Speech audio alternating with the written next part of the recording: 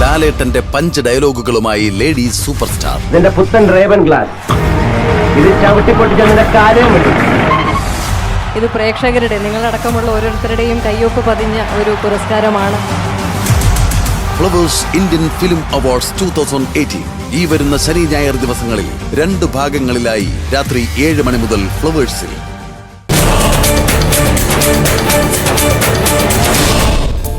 എനിക്ക് ഭക്ഷണം വേണ്ട.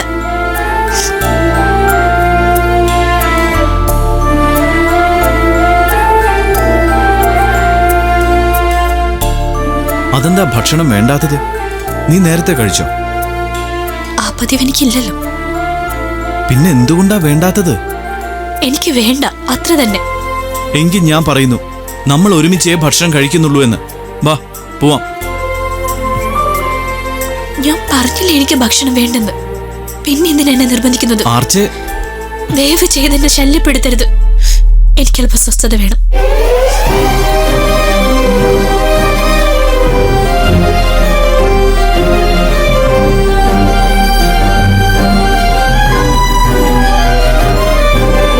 ആർച്ചയുടെ മനസ്സിൽ എന്തോ ഉണ്ട്. അതെന്താണ്?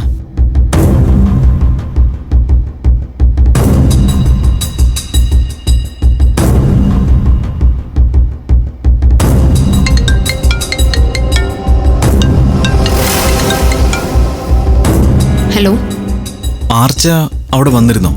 ഇല്ല. നിന്നെ ആർച്ച ഫോണിൽ വിളിച്ചിരുന്നോ? ഞാൻ ഇതുവരെ ആർച്ചയെ കണ്ടിട്ടില്ല. ആർച്ച എന്നെയും കണ്ടിട്ടില്ല. പിന്നെങ്ങനെയാ ഫോണിൽ കോണ്ടാക്ട് ഉണ്ടാവുക?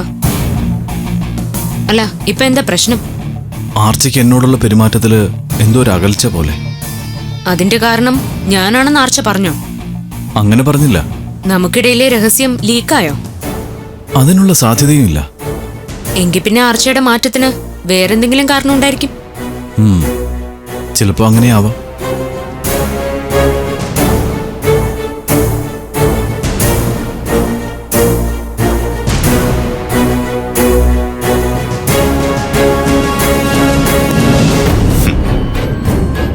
ഞാൻ പ്രതീക്ഷിച്ചതിനെല്ലാം അപ്പുറത്താണ് നിന്റെ തന്ത്രങ്ങൾ. ഇത്രയും ബുദ്ധിശാലിയായ ഒരു പെണ്ണാണ് നീയെന്ന് ഞാൻ അറിഞ്ഞില്ല.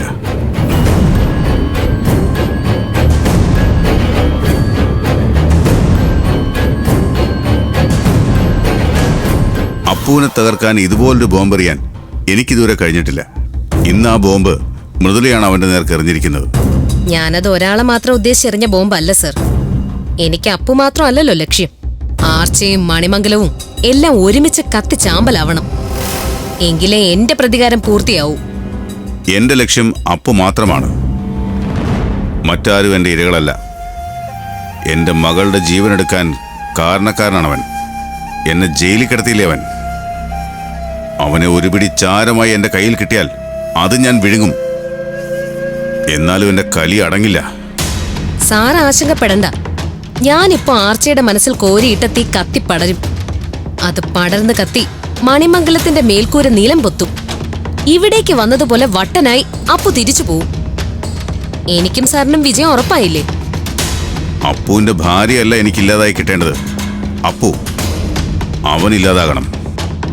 സ്വന്തം കുടുംബജീവിതം തകർന്ന് അവൻ ആത്മഹത്യ ചെയ്യണം. അവന്റെ ഡെഡ് ബോഡി കൊണ്ടുപോകുന്ന ആംബുലൻസിൽ സഞ്ചരിക്കണം എനിക്ക്. എന്റെ മകൾ എങ്ങനെയാണോ പോസ്റ്റ്മോർട്ടം ടേബിളിൽ കിടന്നത്, അതുപോലെ അപ്പുവിന്റെ ബോഡിയും കിടക്കുന്നത് എനിക്ക് കാണണം.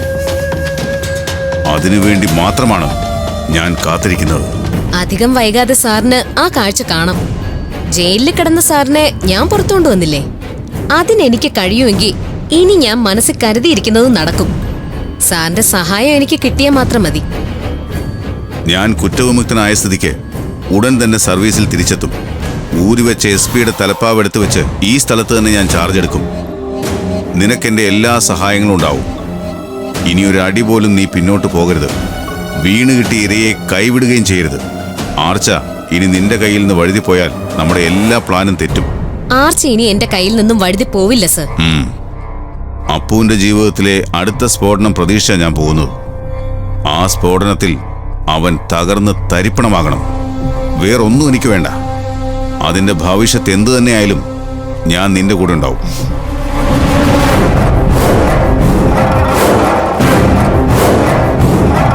മൃദുലേ, നീ ഇത് എന്ത് ഭാവിച്ച? എല്ലാം ചേച്ചി കേട്ടതല്ലേ? അതൊക്കെ തന്നെ ഇനി നടക്കാൻ പോകുന്നത്. ദേ, നീ കളിക്കുന്നത് അപ്പുന്റെ അടുത്താണെന്ന് ഓർമ്മ വേണം. പഴയ അനുഭവങ്ങളൊക്കെ ഓർമ്മയുണ്ടല്ലോ നിനക്ക്. RK മേനോൻ താമസിയാതെ SP ആയിട്ട് വരും ചേച്ചി. പിന്നെ എന്ത് നടന്നാലും എനിക്ക് പേടിക്കാൻ ഒന്നുമില്ല. മൃദുലേ, നീ RK മേനോനെ വിശ്വസിച്ച് എടുത്തു ചാടരുതെന്നാ എനിക്ക് പറയാനുള്ളത്. അയാൾ നിന്റെ ജീവിതം തകർക്കും. അയാളുടെ ലക്ഷ്യം നേടുകയും ചെയ്യും. കുഴി വീഴുന്ന നീ മാത്രമായിരിക്കും. ഇതിന്ന് പിന്മാറുന്നതാ നിനക്ക് നല്ലത്. ചേച്ചി ഇക്കാര്യത്തിൽ അഭിപ്രായം പറയണ്ട. ചേച്ചിയുടെ ഉപദേശവും എനിക്ക് വേണ്ട. ചേച്ചി ഇതുവരെ ഏത് കാര്യത്തിനാ എന്നെ കുറ്റപ്പെടുത്തുകയല്ലാതെ കൂടെ നിന്നിട്ടുള്ളത്? മൃദുല, ഞാൻ പറഞ്ഞതും ചേച്ചി പറഞ്ഞതും ഇനി പറയാൻ പോകുന്നതും എനിക്കറിയാം. ചേച്ചി ആവശ്യമില്ലാത്ത കാര്യങ്ങളിൽ ഇടപെടണ്ട. ഞാൻ എന്റെ പ്ലാനുകൾ വിജയിപ്പിക്കാനായിട്ട് ശ്രമിക്കുക. എന്നെ തടസ്സപ്പെടുത്തുന്ന ഒരു വാക്കുപോലും എനിക്ക് കേൾക്കണ്ട. ചേച്ചി ചേച്ചിയുടെ സ്വന്തം കാര്യം നോക്ക്. എന്റെ കാര്യം നോക്കാൻ എനിക്കറിയാം.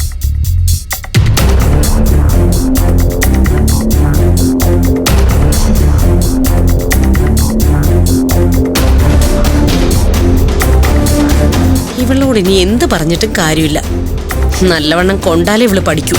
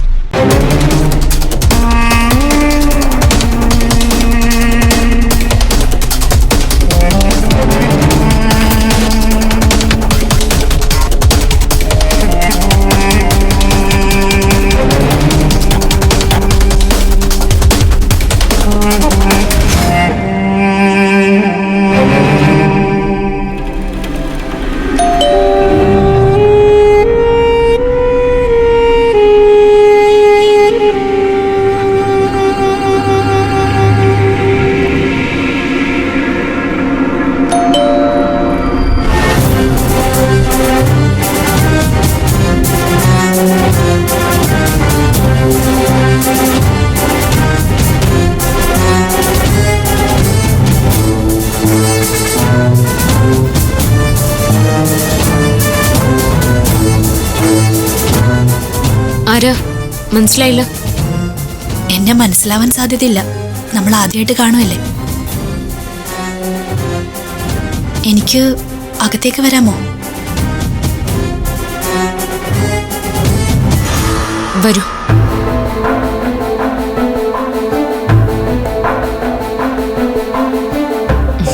അഭരണി ഇവിടെ താമസിക്കാൻ തുടങ്ങിയിട്ട് എത്ര നാളായി?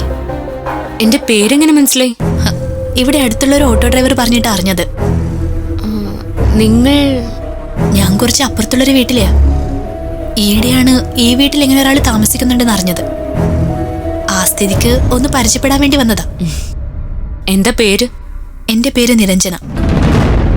പകല് മുഴുവൻ ഞാൻ വീട്ടിൽ തനിച്ചിരുന്ന് ബോറടിക്കുക. ഹസ്ബൻഡ് ജോലിക്ക് പോയാൽ തിരികെ എത്താൻ രാത്രിയാവും. നല്ലൊരു ഫ്രണ്ട് ഈ ഭാഗത്തൊന്നും എനിക്കില്ല. അപ്പോഴാ ആ ഓട്ടോക്കാരൻ വന്ന് അപർണയെ പറ്റി പറഞ്ഞത്. അപർണയും എന്നെ പോലെ ഹസ്ബൻഡ് ജോലിക്ക് പോയി കഴിഞ്ഞാൽ വീട്ടിൽ തനിച്ചിരിക്കുന്ന ആളാണല്ലോ. ആ അതെ. അപ്പോൾ നമ്മൾ തുല്യ ദുഃഖിതരാണ്. എന്നെ പോലെ തന്നെയാണല്ലോ അപർണയും. അത് നന്നായി. അല്ല, അപർണയുടെ ഹസ്ബൻഡിന് പോലീസിലാണ് ജോലിയെന്ന് ആ ഓട്ടോക്കാരൻ വാസു പറഞ്ഞു. അത് ശരിയാണോ? ആ അതെ. ഓ, അത് ശരി. എന്റെ ഹസ്ബൻഡും പോലീസിലാ. ആണോ? പക്ഷേ ഇവിടെയല്ല. എന്തായാലും നമ്മുടെ ഭർത്താക്കന്മാർ തമ്മിൽ നല്ല ചേർച്ചയാ, അല്ലേ അപർണേ? അല്ല, കല്യാണം കഴിഞ്ഞിട്ട് എത്ര നാളായി? കുട്ടികളൊന്നും ആയില്ലേ?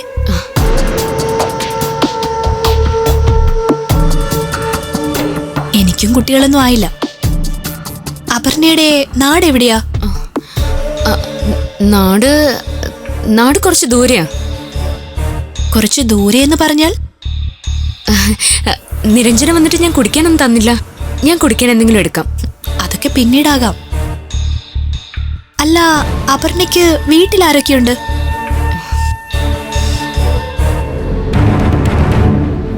അപർണ അല്പം റിസർവ്ഡ് ആണെന്ന് തോന്നുന്നല്ലോ.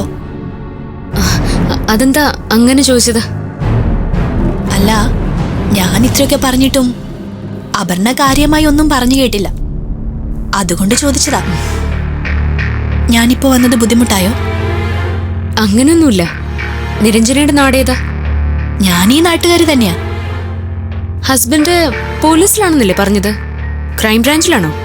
ഒരു ദിവസം ഞാൻ ഹസ്ബൻഡുമായി ഇങ്ങോട്ട് വരാം. അപ്പോ അപർണയുടെ ഹസ്ബൻഡിനെ പരിചയപ്പെടുകയും ചെയ്യാലോ.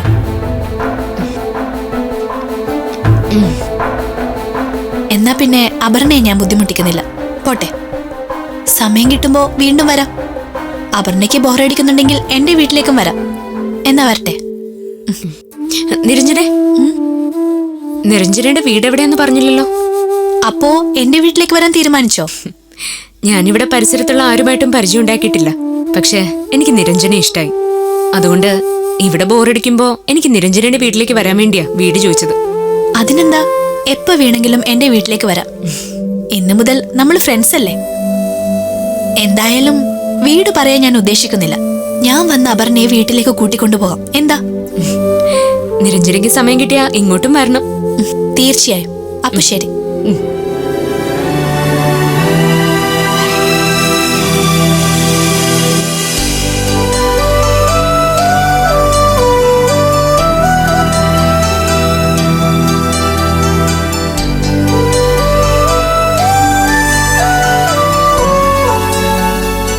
സാറിനെ ഈയിടായിട്ട് ഞാൻ ശ്രദ്ധിക്കുന്നു. സാറിന് എന്താ പറ്റിയത്? ആകെ മൂഡഫാണല്ലോ. നമ്മളൊക്കെ പോലീസുകാരാണെങ്കിലും നമുക്കും ഇല്ലേ ജീവിതം? ജീവിതത്തിൽ പ്രതിസന്ധികൾ വന്ന് ഭവിക്കുന്നത് അപ്രതീക്ഷിതമായിട്ടല്ലേ? ആ പ്രതിസന്ധികൾക്ക് മുമ്പിൽ ഭിക്ഷക്കാരനും പോലീസുകാരനും എല്ലാം ഒരുപോലെ. സാറിൻ്റെ പ്രശ്നം ആരോടെങ്കിലും ഒന്ന് തുറന്നു പറഞ്ഞൂടെ? തുറന്നു പറയാൻ പാടില്ലാത്ത എന്തെങ്കിലും കുടുംബ പ്രശ്നമുണ്ടോ? പിന്നെ സാറിന് എന്നോട് വിശ്വസിച്ച് പറയാം. എന്നെ ഒരു ജ്യേഷ്ഠൻ്റെ സ്ഥാനത്ത് കണ്ടാൽ മതി. വിഷമങ്ങൾ മനസ്സിൽ സൂക്ഷിച്ചതുകൊണ്ട് എന്താ സാർ പ്രയോജനം? അതിന് സമാധാനം കിട്ടണമെങ്കിൽ മനസ്സ് തുറന്ന് ആരോടെങ്കിലും എല്ലാം പറയണം. അപർണയെ ആ വീട്ടിൽ സാറ് താമസിപ്പിച്ചിരിക്കുന്നതുകൊണ്ട് മണിമംഗലത്ത് എന്തെങ്കിലും പ്രശ്നം ഉണ്ടായോ? മണിമംഗലത്തിപ്പോൾ പഴയതുപോലുള്ളൊരു അന്തരീക്ഷമല്ല പെരുമാൾ. അപർണയുടെ വിഷയം അറിഞ്ഞതു മുതൽ മാധവൻ അല്പം അകൽച്ചയിലാണ്. ഞാൻ ആർച്ചയുടെ ജീവിതം നശിപ്പിക്കുകയാണെന്ന ചിന്തയിലാണ് മാധവൻ. പക്ഷേ ഇപ്പോൾ ആർച്ചയ്ക്കും ചെറിയ അകൽച്ച വന്നിരിക്കുന്നു. അതെന്താ സാർ? അതെന്താണെന്ന് ചോദിച്ചാൽ ഒറ്റ വാക്കിൽ എനിക്ക് ഉത്തരം പറയാൻ കഴിയുന്നില്ല പെരുമാൾ. എന്നാലും ഒന്നറിയാം, എവിടെയോ എന്തൊക്കെയോ നീറിപ്പുകയുന്നുണ്ട്. ആരും മനസ്സ് തുറന്ന് സംസാരിക്കുന്നില്ല. എല്ലാത്തിലും ഉപരി ആർച്ചയ്ക്കുണ്ടായ മാറ്റമാണ് എന്നെ വേദനിപ്പിക്കുന്നത്. അപർണയുടെ വിഷയം മാധവൻ സാർ അറിഞ്ഞ സ്ഥിതിക്ക് ആർച്ച മാഡത്തോട് പറഞ്ഞിട്ടുണ്ടാകാനാണ് സാധ്യത. അതറിഞ്ഞ ശേഷമായിരിക്കാം ആർച്ച മാഡത്തിന് സാറിനോടൊരു അകൽച്ച ഉണ്ടായത്. അങ്ങനെ ആയിക്കൂടെ? മാധവൻ ഒരിക്കലും അപർണയുടെ കാര്യം ആർച്ചയോട് പറയില്ല എന്ന് എനിക്ക് ഉറപ്പാണ്. അത് ആർച്ചയിൽ അകാരണമായൊരു തെറ്റിദ്ധാരണ ഉണ്ടാക്കുമെന്ന് മാധവൻ അറിയാം. സ്വന്തം സഹോദരിയെ മനോവിഷമത്തിലാക്കാൻ മാധവൻ തയ്യാറാവില്ല. എന്നാ പിന്നെ മറ്റാരെങ്കിലും പറഞ്ഞ ആർച്ച മാഡം അപർണയുടെ കാര്യം അറിഞ്ഞിട്ടുണ്ടാവും. അക്കാര്യം ആർച്ച അറിഞ്ഞിട്ടുണ്ടെങ്കിൽ അതെന്നോട് ചോദിക്കേണ്ടതാണ്. പക്ഷേ ഇതുവരെ എന്നോട് ചോദിച്ചിട്ടില്ല. സ്ത്രീകൾ പൊതുവെ അങ്ങനെയാണ് സാർ. അവർ ഏതെങ്കിലും കാര്യത്തെപ്പറ്റി നമ്മളോട് സംസാരിച്ചുകൊണ്ടിരിക്കുമ്പോൾ തന്നെ 9 കാര്യങ്ങൾ ചിന്തിച്ചുകൊണ്ടിരിക്കും. എത്ര സൂത്രശാലിയായ ഭർത്താവായാലും ഭാര്യയ്ക്ക് മുമ്പിൽ ഒന്നും അധികം നാൾ മറച്ചു പിടിക്കാനാവില്ല. നമ്മൾ എന്തെങ്കിലും ഒരു തെറ്റ് ചെയ്താ, അല്ലെങ്കിൽ നമ്മൾ എന്തെങ്കിലും രഹസ്യം മറച്ചു പിടിക്കാൻ ശ്രമിച്ച ഭാര്യയ്ക്കത് മനസ്സിലാവും സാർ. ഭാര്യമാർ പൊതുവെ അങ്ങനെയാണ് സാർ. നമ്മൾ മനസ്സിൽ കാണുന്നത് അവർ മാനത്ത് കാണും. ഇപ്പോഴത്തെ സ്ഥിതിയിൽ സാറ് എല്ലാ കാര്യങ്ങളും ആർച്ച മാഡത്തോട് തുറന്നു പറയുന്നതാണ് നല്ലതെന്നാണ് എനിക്ക് തോന്നുന്നത്. ആർച്ചയോട് മാത്രമല്ല, മണിമംഗലത്തുകാരോട് മുഴുവൻ എല്ലാം തുറന്നു പറയണമെന്ന് എനിക്കുണ്ട്. പക്ഷെ മേനകയുടെ കല്യാണം, അതാണ് എന്നെ തടസ്സപ്പെടുത്തുന്നത്. അല്ല, ആ കുട്ടിയുടെ കല്യാണവും അപർണയെപ്പറ്റി തുറന്നു പറയുന്നതും തമ്മിൽ എന്താ സാർ ബന്ധം? ബന്ധമുള്ളതുകൊണ്ടാണ് എനിക്കത് ആരോടും പറയാൻ കഴിയാത്തത്. അപർണയും സാറും തമ്മിലുള്ള ബന്ധം എന്താണെന്ന് എന്നോട് പറയുന്നതിൽ സാറിന് എന്തെങ്കിലും തടസ്സമുണ്ടോ? എല്ലാം പറയാം പെരുമാൾ. മേനകയുടെ കല്യാണം ഒന്ന് കഴിഞ്ഞോട്ടെ. അല്ല, അപ്പോഴേക്കും വീട്ടിൽ വലിയ പ്രശ്നം ഉണ്ടാവില്ലേ സാർ? തൽക്കാലം കുറച്ചു നാളുകൂടി ഇങ്ങനെ കാറും കോളും നിറഞ്ഞു തന്നെ പോവട്ടെ. മേനകയുടെ കല്യാണത്തോടെ എല്ലാത്തിനും ഒരു തീരുമാനം ഉണ്ടാവും.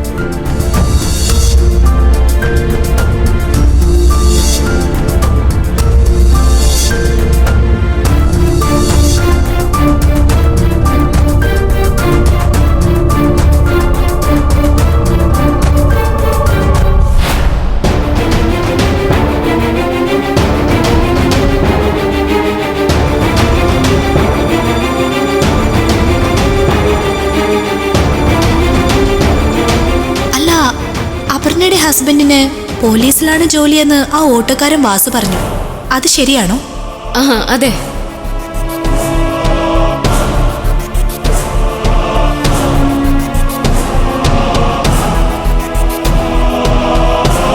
യഥാർത്ഥ ഭാര്യയായ അവളുള്ളപ്പോ നിനക്കൊരു വെപ്പാട്ടിയുടെ സ്ഥാനം മാത്രമാ അപ്പോട്ടൻ തന്നിരിക്കുന്നത്.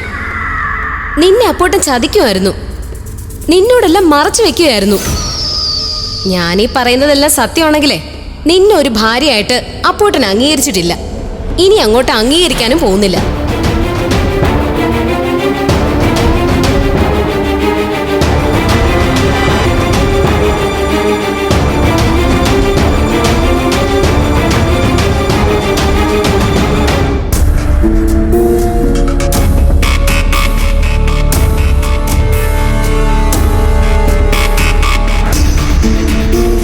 ആർച്ചേ, ഇതെന്തു പറ്റി? നീ എന്തിനാ നിലത്ത് കിടക്കുന്നത്? ആർച്ചേ, നിന്നോടല്ലേ ചോദിച്ചത്? അപ്പോഴേട്ടനിങ്ങനെ തനിച്ചിടുന്നിട്ടില്ലേ? അപ്പോ ഞാൻ കാരണം ചോദിക്കാനൊന്നും വന്നിട്ടില്ലല്ലോ. ഇതങ്ങനെയാണോ? നീ ഇതുവരെ നിലത്ത് കിടക്കുന്ന പതിവ് ഞാൻ ഇതുവരെ കണ്ടിട്ടില്ലാത്തോണ്ട് ചോദിച്ചതാ. ഞാൻ ഇന്നു മുതൽ നിലത്താ കിടക്കുന്നത്. അപ്പോഴേട്ടൻ ബെഡിൽ കിടന്നോളൂ. അതിവിടെ നടക്കില്ല. അതിന്റെ കാരണം എന്താന്ന് എനിക്കറിയണം.